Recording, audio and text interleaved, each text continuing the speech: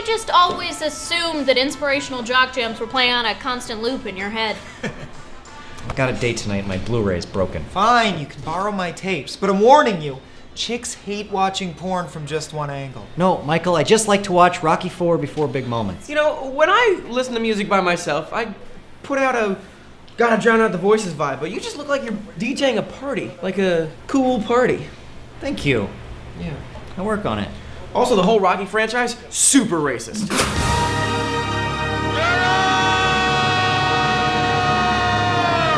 2 bacon egg sandwiches and a burrito if you can make it look like a mouth. Got it. All right. If we're gonna do this, we have to agree to some ground rules. Rocky 1 is decent but overrated, and Rocky 5 and 6 never happened. Okay. And also, Rocky 4 is the greatest American movie ever made. It's certainly the most American movie ever made. He beats up a Russian giant wearing American flag trunks, causing the Soviet bureaucracy to crumble and all of Russia to start rooting for America. Reagan couldn't have scripted it better himself. Is Reagan a screenwriter? Stallone was like Reagan's one-man propaganda machine. Rocky IV came out the same year as Rambo 2, both written by Stallone, both basically patriot porn. Also softcore gay porn.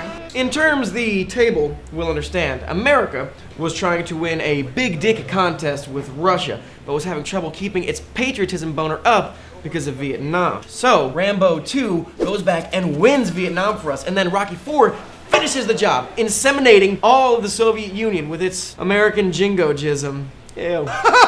Wow, you're right. I totally understood that. Why don't they teach high school that way? Yeah, Dan, I guess patriotism is racist.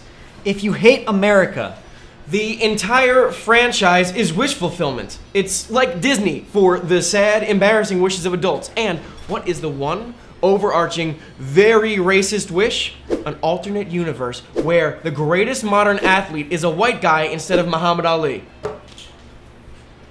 You guys need more than that? Cassius Clay is Apollo Creed. Apollo Creed has everything that white people liked about Muhammad Ali without the scary Black Power name change. In the Rocky universe, Cassius keeps his improbably cool name and instead of protesting the Vietnam War, throws his weight behind flashy acts of patriotism. Muhammad Ali's career highlights are all stolen by Rocky. Ali's most dramatic fight, the Rumble in the Jungle. He spends 8 rounds getting pounded on by George Foreman so he can tire him out. Then he throws one punch, Foreman loses consciousness, wakes up, names all of his kids George.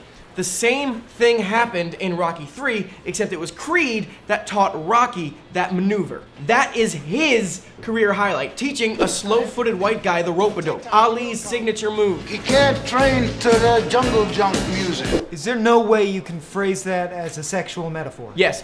Balls. he teaches him the move because Rocky and Apollo are best friends by Rocky 3. Your argument only makes sense if you watch Rockies 1 and 2, when Rocky is legally, realistically retarded, and Paulie is terrifying, and Adrian is a social cripple. In fact, thank you, the first movie and a half is basically just Benny and June with boxing gloves. When I want to get psyched up, I watch Rockies 3 and 4. When Rocky's opponents kill his best friends and he has to avenge them. You mean the ones where he drives a Lamborghini and gives people robots? Did you pack your toothbrush? In the best Rocky movies, Rocky doesn't win moral victories. He wins wars. Racism. He defeats racism. I want you to look at something. Look at that. That is friendship. That is brotherhood. That is 80s movie racism. How is that anything other than beautiful? It's not overtly racist, it's underground racist. Teen Wolf racist. Ooh. Teen Wolf is racist? Every wolf power is a stereotype that white guys feared about black guys in the 80s. The movie goes, white guy gets black guy powers, and then white guy learns the valuable lesson that the powers are actually completely worthless. You really win by playing slow, ugly, fundamental basketball and presumably being terrible at sex. How does any of this relate to Rocky? Objection sustained! Your dishonor. If I may, I plan to tell the court that Rocky 3, far from being blameless, is actually the most racist Rocky in the franchise.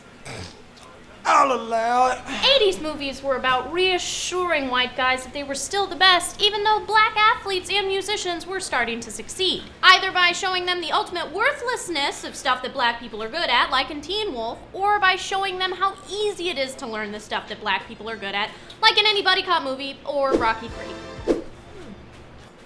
Aren't you gonna stand up for us? Stand up for who? Don't put us in the same sentence. Whom?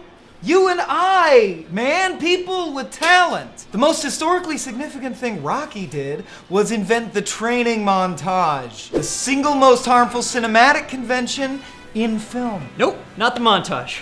That is where I draw the line in the sand. And do wind sprints and push-ups on that line. The Rocky movies found a way to make guy trains for 2 months the coolest part of the movie. Stallone invented the training montage because he had to turn a clueless moron into someone who stood a chance in the final fight. Yeah, thereby making practice look cool for the first time ever. And easy. It actually takes years of hellish effort to become great at something. Rocky replaced that with a jazzy 5-minute Kenny Loggins video. Rocky is the reason that people like Soren and me, the talented, the gifted, the naturally graceful, are the most discriminated against group of all. Before Rocky, they made movies about the Yankees. Afterwards, think about it. Who's the villain in every 80s movie? Jocks? People who are good at stuff. People like you, Soren. You spent your whole life exercising, going to gym class, training at evil dojos. And those Cobra Kai kids are probably just dicks because they spent their whole childhood in padded rooms punching each other. All Daniel-san did was, I'm sorry, I know it's not you, but the name, was watch a karate tape in his living room, learn a magic kick from the janitor, and suddenly he's winning? I mean, he doesn't deserve to. But he's doing it in a montage, and the guy on the track is telling us that we're the best around. Rocky made that possible. Let me just get something straight. Are you saying that white male athletes are the most discriminated against class? Because, wow. Black, white, whoever's got the most talent is automatically the bad guy. Look at Hoosiers. A white team goes up against an inner city black team in 1954. The black kids probably couldn't drink out of the same fountain as the Hoosiers, but we root for the white kids because they're objectively worse at the sport. That's what Rocky taught us. To never cheer for Duke at a college basketball game. Or the Yankees playing baseball. Or the Hoosits doing football jumps. And why? Because they're consistently good. Oh, boring. I did work awfully hard for these abs. And I don't even know what that means, because Rocky invented the training montage. Wait a minute, is this just a convenient excuse for your laziness? Overruled! Bailiff, clear the courthouse! He's gonna run out of court words that he knows. Food court! See? Roll sound, roll cameras, and action. We did it, guys. I got published. Soren Rodica. Right there on your bookshelf at your local grocery store and airport. Obsession Untamed, look for it. That's me. Photoshopped the body to make me look a little less strong. Couldn't fit the entire thing on the cover.